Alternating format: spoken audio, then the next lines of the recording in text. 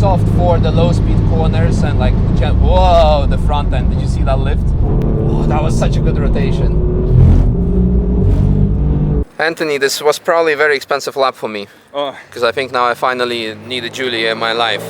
I was saying this already for a while, and you'll hear it on the lap itself. Oh, my lens cap is very dusty. If I may, I'm sorry. That's better. Hope you didn't mind that. Yeah, I've been always saying Giulia for me is a fantastic chassis. Not that happy about GTA M because of what it's supposed to represent, but it doesn't, because this is actually as good, if not better, definitely when you compare it value for money. Lapo! Sorry. Lapo! No, Lapo, are we building a 2-liter Giulia? Yes. Okay. Perfect. Yes. Yes, because we are thinking we want to build a Giulia because to have something different, but then a 2-liter one because we can race that in NLS. I'm something already giving away what I will be talking about during the lap, but now more about this car. It's a Giulia Quadrifoglio, a V6, twin turbocharged, rear-wheel drive, ceramic brakes and semi-slicks. So we have AD09 tires, very sticky, very good. But the main thing, which is also the title of this video, manual transmission. And oh my god, it is phenomenal. It's amazing, because so far we've driven a few Giulias, but they were pedal shifts, and I really dislike Italian cars with pedal shifts. Why Italian? Because for some reason Italians have fixed pedal shifts, so whenever you're in a corner you need to put your hand back if you want to up or down shift, which makes very little sense. Some people say like, yeah, but because rally you always know if you're in full opposite lock where the pedal is. If you're full opposite lock, the last thing you want to do is to shift. But if you're in a corner, you want to have pedals on the steering wheel. Because why do all the race cars have them, including F1, on the steering wheel? Just like micro rant. And this is amazing. It felt also as if the car had more torque, maybe, than the... Does it have more torque than a pedal shift? No torque limiter. Okay, so that's the thing. Yeah. Because it's probably stronger than the... Is it ZF Auto in the... Yes. Yeah, in the... It's the ZF8. But it has a torque limiter on the first shift. So yeah, and this is actually full torque. Yeah. You see it quite often, like for example with Polo GTI, you see it also that the manual transmission cars have more torque and therefore are so awesome. So phenomenal car, so good. And the gearing was also amazing, because like the second half of the lap through Brunch and Flansgarden and stuff, just keep it in third, plenty of torque to pull it through, amazing. Yeah. Beautiful family car, right? Oh, yeah. Yeah. Yeah, fantastic. I don't know what else to say other than thank you so much for making this happen. Thanks to you. You really made this sunny day even more beautiful. Oh, yeah. Or the Alfa Romeo team who built this car as well. Amazing. So, all right, guys, enjoy the lap. Well, I mean, spec-wise, as mentioned, it's actually basically pretty much stock. Yes. Just tires and clutch pack. Clutch pack for the rear diff. Yeah. Pagid Racing. Brake pads. Brake pad. And that's it. Yeah. Yeah. That's it. Yeah. For now. Super, and you will see that you don't need more in life. Come on, you can do it. You can make... Fucking hell.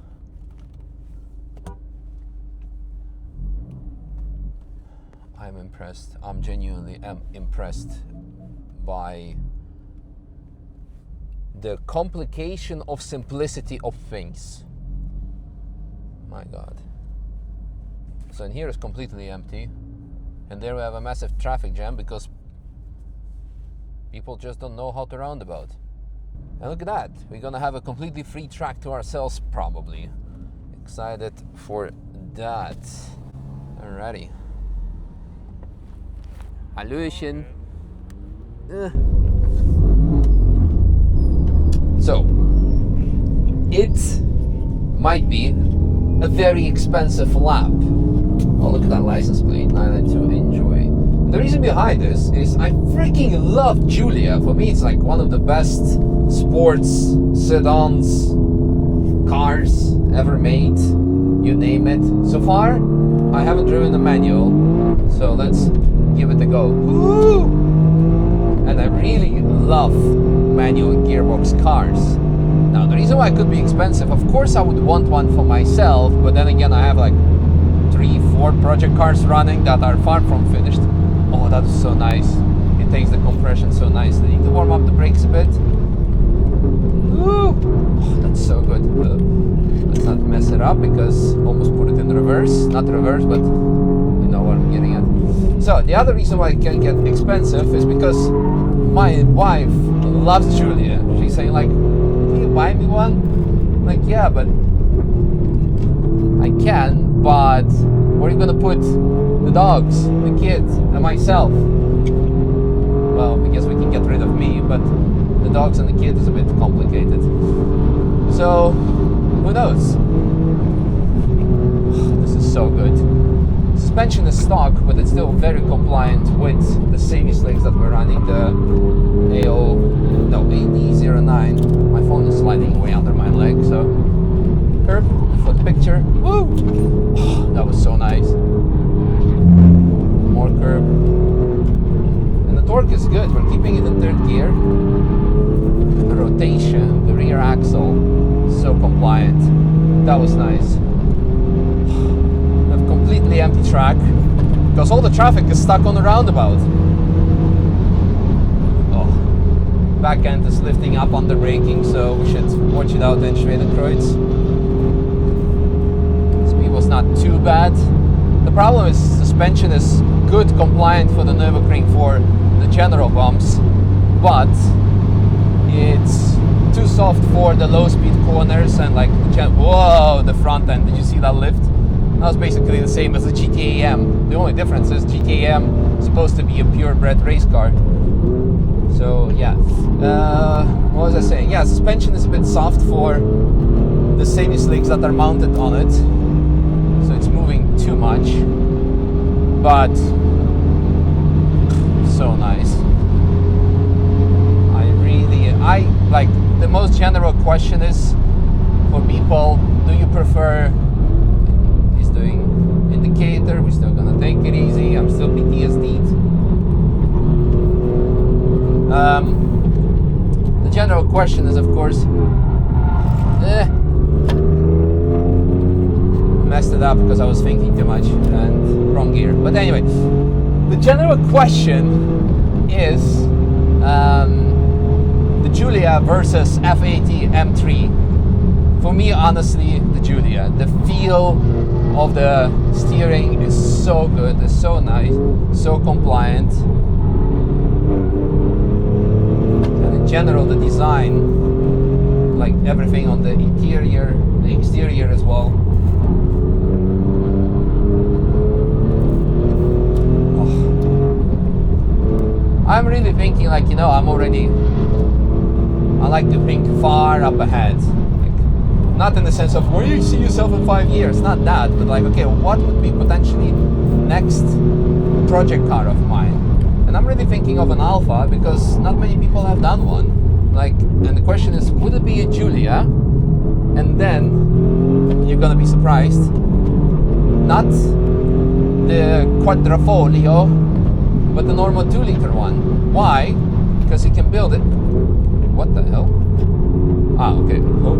I saw my camera just gave some error. It said water display enabled. And I was thinking, oh, did I forget to hit record? Proper Italian, look at that. Giulia transforming in Italian.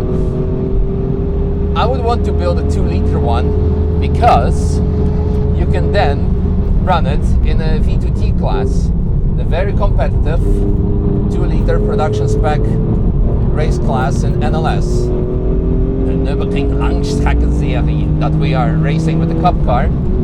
Of course, hopefully I will still have commitments. I mean, everything should be still good and we have great exciting plans for next year, but you never know. So I'm always like optimistic but also realistic. Hopefully I will have faster cars to drive, but in case, you know, building a 2-liter Giulia and running it in NLS or even RCN could be cool. The only problem is, of course, the production spec class don't allow any aero, and for me it would be, of course, interesting to showcase what our company can do. So I don't know. We can have 2 packs. We can have the normal NLS pack and the track day pack where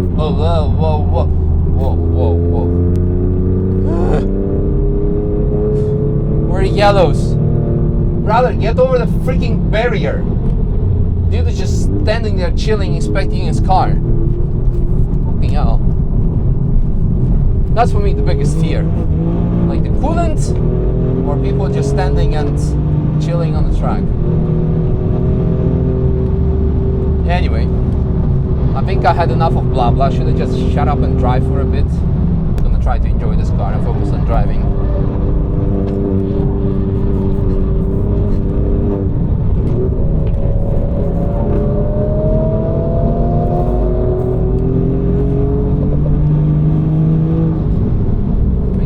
Needs a bit more camber because yeah, the tires are great, but still a bit on the understeery side.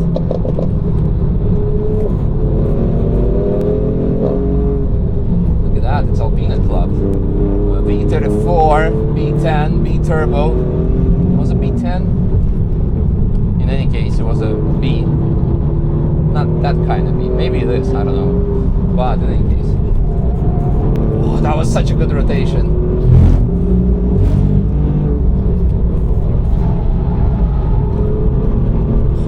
Nice and so much torque, and I'm keeping it just in third gear. Perfect gearing. What a lovely car.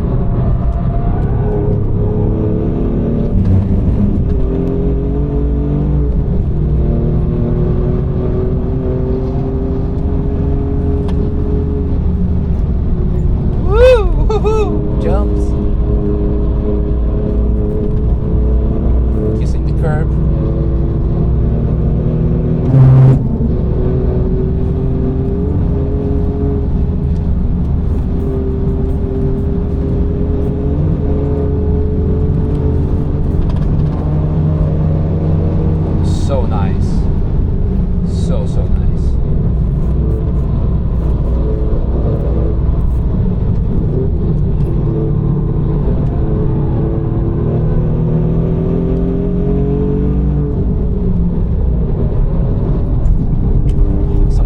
Braking into there.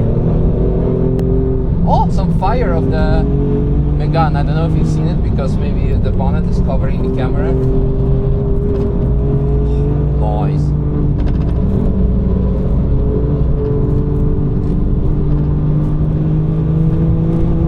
Lovely, lovely, lovely, lovely, lovely. Simply lovely. Bellissima. No, no, not this. Actually, this car is definitely not this.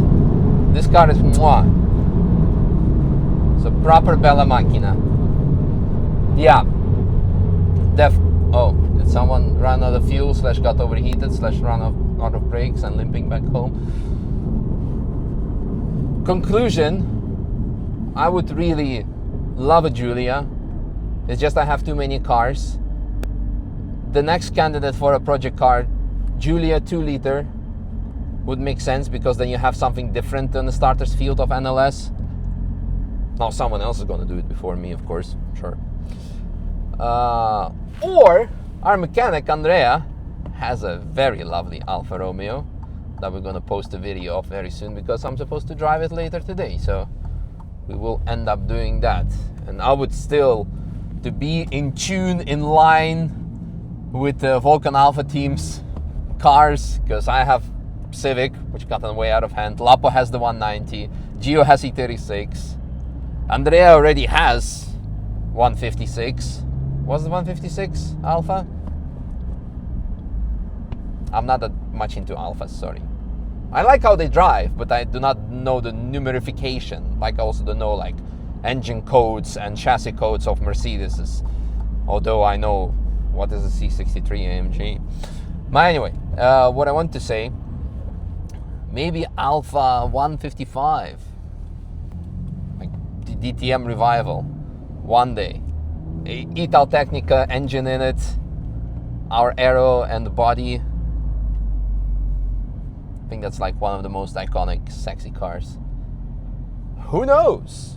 Stay tuned and let me know guys, what do you think of my idea? What do you think of this car? I freaking loved it.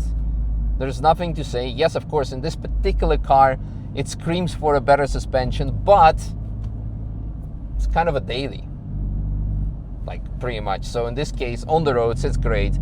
If you don't send it too hard and you do not load the tires too much, it's great. So I cannot say that we're missing better suspension, but we are missing better suspension. But then you start missing better seats and better this. It's like the thing that never stops. But everything else, loved it. Fantastic car. Fantastic. I love the Giulia so much. It's amazing. All right, on that note, thanks for watching and see you next time. Oh yeah, manual gearbox. Love it a million times more than the pedal shift version, because I believe pedal shifts are fixed like a typical Italian car, so in corner shifting is a bit meh, but this, fantastic. It feels also as if the car has more torque than a pedal shift version. Could be. I could be wrong, I could be right, but this is an amazing car to fly it. I know, I had an attempt to do some rhyming. On that note, grazie mille e arrivederci.